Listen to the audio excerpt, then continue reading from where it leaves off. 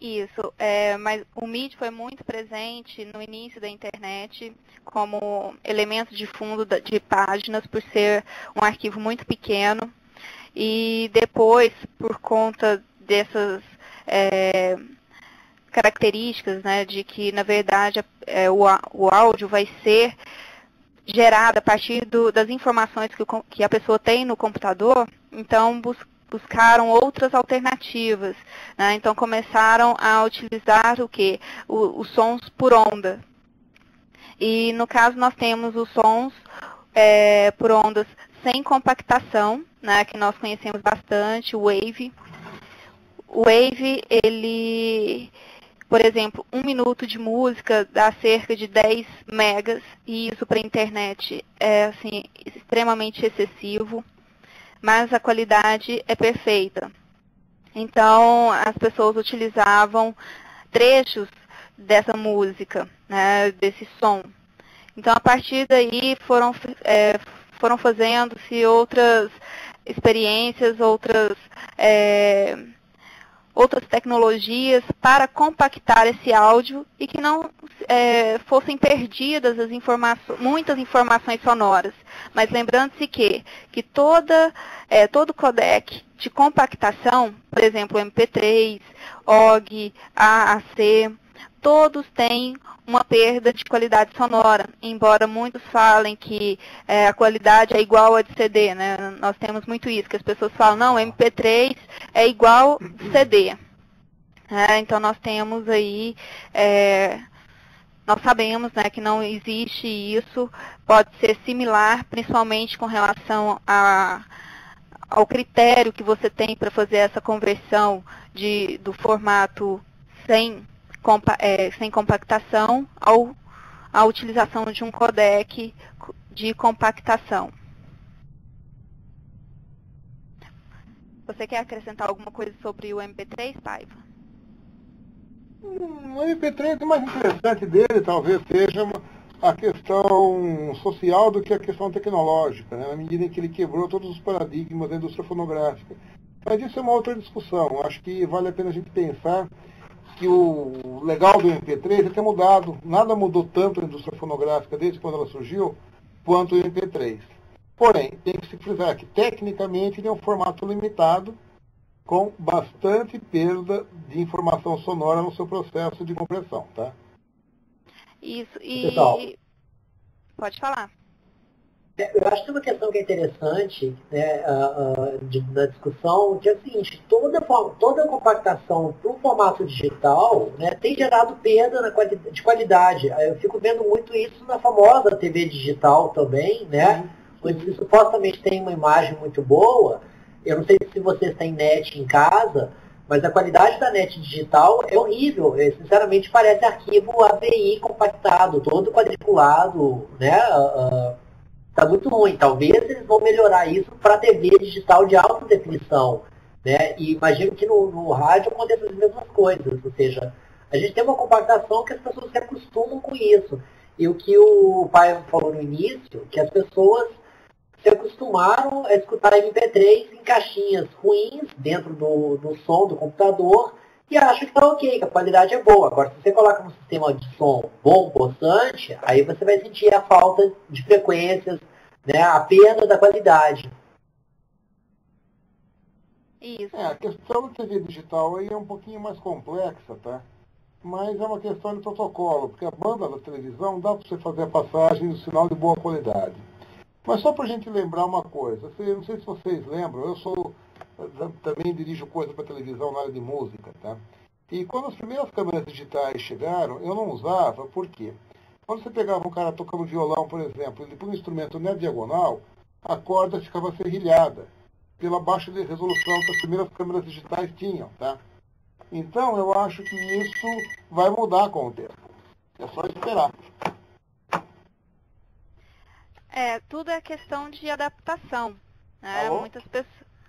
Muitas pessoas, elas se acostumam com determinado padrão, mas à medida que a tecnologia vai se popularizando, né, outras melhores vão surgindo e também se popularizando. Um exemplo disso, nós temos esse próprio MP3, que agora muitas pessoas estão tendo acesso, né, aos audio players portáteis, que muitos chamam de MP3 player, né, sendo que, na verdade, suportam não só o MP3, mas outros tipos de arquivos, como WMA e outros MP4, né, por exemplo, M4A, AAC, como o caso do iPod. Então, esses tipos de codecs de áudio são muito mais desenvolvidos do que o MP3. Só que por que as pessoas ainda continuam com o MP3? A questão de cultura, às vezes, né, da questão do costume, da utilização daquele tipo de arquivo e que não conhece algo novo. Por exemplo, o OGG teria tudo para dar certo. O OGG ele tem em sua base o MPEG 4, né? Então, assim, a última geração aí do MPEG. E ele tem a vantagem de ser gratuito e livre de patente, né? Um formato aberto e livre de patente. Agora, quais são... Eu queria colocar para você. Pode falar. Tem a questão também de alguns formatos, por exemplo, o Attract 3 Plus, né? É um formato proprietário da Sony. A Sony não abriu isso para outras empresas ou queria cobrar royalties, né, sobre esse formato. O AAC, de certa forma, é da própria Apple, né? Ele tem um formato proprietário que só funciona quase que no iPod. Então tem essas questões. O MP3, como foi um consórcio, né, teve essa popularização que foi o que definiu como, entre aspas, o formato de música digital na internet, né, para distribuição principalmente. Agora tem uma coisa, se você fizer alguns testes auditivos, o que sempre ganha é o Attract da Sony. Mas a Sony, quase tudo que ela faz, ela fecha a patente. Esse foi o grande problema. Que é uma grande perda, né? Com certeza. A Apple, ela foi um pouco mais assim feliz na utilização comercial do AAC, porque ela utilizou o container M4A, que é aceito em vários players, inclusive no Winamp. E assim ela está popularizando o AAC por meio do container M4A. Então, por exemplo, se você vai fazer a conversão para o iPod hoje, mesmo o AAC, ele sai como M4A. Então, assim, é um jogo bastante interessante que a Apple está fazendo, né, de utilizar containers para armazenar seus codecs de patente, né, de assim, um formato mais fechado, né, que as pessoas têm que pagar licença. Uma coisa que a gente tem que sempre pensar é o seguinte também, o MP3 deu certo por dois fatores, no meu ponto de vista. Primeiro, a portabilidade, tá? Foi a mesma coisa com o Walkman nos anos 80. A fita cassete não é a melhor coisa para escutar música, mas era a única coisa que você podia carregar com você na época. O MP3 tem um agravante que é o seguinte, boa parte do que você escuta está disponível de graça na rede. Isso é um estímulo muito grande. As pessoas pegam e escutam as coisas de graça. Esse estímulo melhor para o formato da certo disso. Isso, a questão é que o MP3 não vai morrer, assim, não vai ser substituído tão cedo, justamente pela sua popularização, essa grande utilização. Muitas pessoas fazem a conversão do áudio em MP3 e muitos softwares só importam, só aceitam MP3. Mas é interessante na internet não ter um único e exclusivo tipo de arquivo sonoro. Por exemplo, os podcasts. Não seria interessante deixá-los disponíveis somente em MP3. Por quê? Porque nós temos que também privilegiar aquelas pessoas que querem a qualidade, que conhecem também essas características mais técnicas. Então, assim, o segredo da não linearidade, do hipertexto, é oferecer opções, várias versões do mesmo conteúdo, e assim poder interagir mais com as pessoas de acordo com o que elas desejam. Então, isso é tentar planejar mais o áudio como elemento sonoro, visando o contexto do website, uma vez que o áudio ele dificilmente vai existir por si só na internet, ele sempre vai estar junto com um apelo visual. E então é muito importante oferecer essas outras versões. né? Por isso que é muito importante que o profissional da comunicação, ele também conheça esse tipo de codecs, né? Essas possibilidades, o que cada um oferece e que tipo de público, né, quer, né, aceita esse tipo de novas tecnologias, porque não adianta nada você oferecer o novo se as pessoas não querem, né? Então, aquela discussão, até que ponto o novo também é benéfico.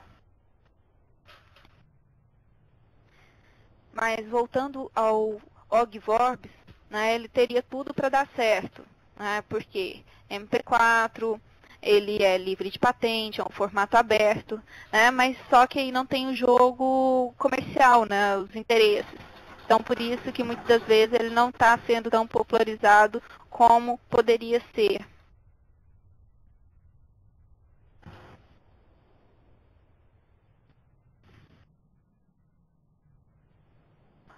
Você gostaria de acrescentar alguma coisa, Paiva, sobre isso? Não, acho que você falou bem sobre isso daí. A questão que a gente tem que aguardar no fundo é que tudo isso são formatos transitórios, eu acho. Tá? A gente ainda vai ter os formatos mais definidos, acho que mais algum tempo. Com melhor qualidade sonora, melhor qualidade visual de televisão. A gente está, no fundo, aprendendo a fazer essas coisas.